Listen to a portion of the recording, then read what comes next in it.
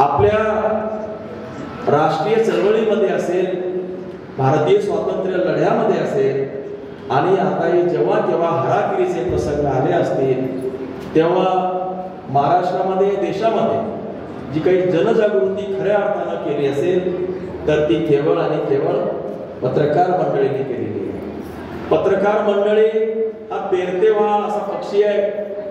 ती विचारवंतांची, समाजात काम करणाऱ्या अतिशय कर्तृत्ववान लोकांची ती एक गॅलेक्सी आहे. खरं तर पत्रकारांनीच आपला स्वातंत्र्य संग्राम यशस्वी केलेला आहे. राष्ट्रीय चळवळ स्वातंत्र्याची त्यांनीच पुढे नेलेली आहे. मोठे मोठे माणसं तुम्ही नाव घ्या, तुम्ही त्यांचं नाव घ्या. गोपाळ कृष्ण गोखले असतील, महात्माजी गांधी असतील, सावरकर साहेब असतील, लोकमान्य टिळक असतील, आगरकर असतील, एवढंच कशाला महात्माजी फुले असतील, डॉक्टर बाबासाहेब आंबेडकर असतील, आणि आता अलीकडे माननीय हिंदू हृदय सम्राट बाळासाहेब ठाकरे असतील. या सगळ्यांचे कुंचले, या सगळ्यांच्या लेखणीनंच महाराष्ट्रात असेल, देशामध्ये असेल आणि समाजामध्ये जनजागृती झालेली आहे. दुर्दैवाची गोष्ट प्रसन्नजी मी ऐकत होतो तुमचं, अलीकडे कधी नव्हे एवढी अवकळा या क्षेत्रावरती आलेली आहे. अतिशय त्यामध्ये दोन गोष्टी आहेत. एक तर यांच्या जीवन चरित्रार्थाचा जो प्रश्न आहे, कधी नव्हे एवढा तो ऐरणीवर आलेला आहे. तो त्यांच्यामुळे नाही आला.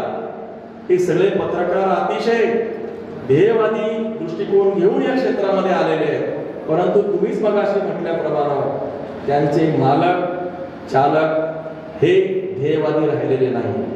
अनेक पत्रकार जे काही संपादक आहेत, वृत्तवाहिन्यांचे असतील किंवा या प्रिंट मीडियाचे असतील, बोलताना त्यांच्यामध्ये समाजवाद, समतेचा आग्रह आणि प्रश्न हिरिरीनं मांडण्याची वृत्ती असते.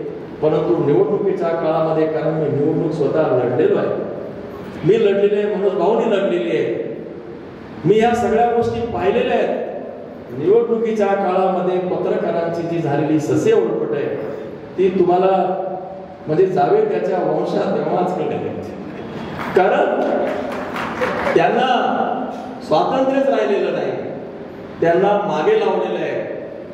आणि आम्ही सुद्धा, आणि अशा काळामध्ये जो काही झालेला आहे, अशा काळामध्ये त्या मोठ्या मोठ्या वर्तमानपत्रांचा, मोठ्या मोठ्या चॅनलचा, इन्क्लुडिंग एबीपी सुद्धा, यांच्यावर सुद्धा संशय लोकांनी घेतलेला आहे, घेतात. आणि निवडणुकीच्या काळामध्ये कोणताच चॅनल बघत नाही लोक, कारण त्यांच्यावरचा विश्वास उडालेला आहे.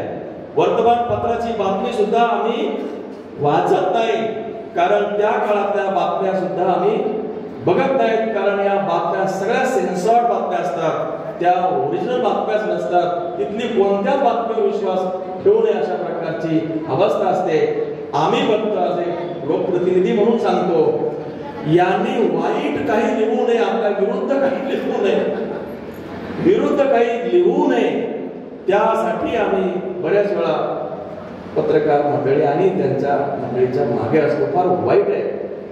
प्रसन्नाजी खूप वाईट चित्र आहे. म्हणून तुम्ही बरोबर बोलले का? काय असेल तर तुम्ही करेक्ट करा. कारण मी एकीकडे यांचा आदर्श दोष यांचा नाहीये, कारण आज ज्या परिस्थितीच्या सोबत आपण सगळे भरकटत चाललेलो आहे, ही परिस्थिती त्याला कारणीभूत आहे.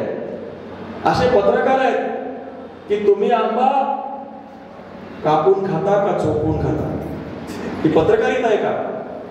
असा पत्रकारितेचा वारसा आहे का? अशी माणसं कोणती समाज व्यवस्था निर्माण आहे, कोणतं समाजकारण करणार आहे, कोणतं राजकारण करणार आहे, देशाला कोणत्या ठिकाणी नेणार आहे, हा महाराष्ट्र असेल, देश असेल. महाराष्ट्राने तर आपल्याला माहिती आहे की महाराष्ट्राने कायम देशाचं नेतृत्व केलेलं आहे, राष्ट्रीय चळवळीमध्ये केलेलं आहे. लाल बाल पाल मधला जो काही बाल आहे, बाल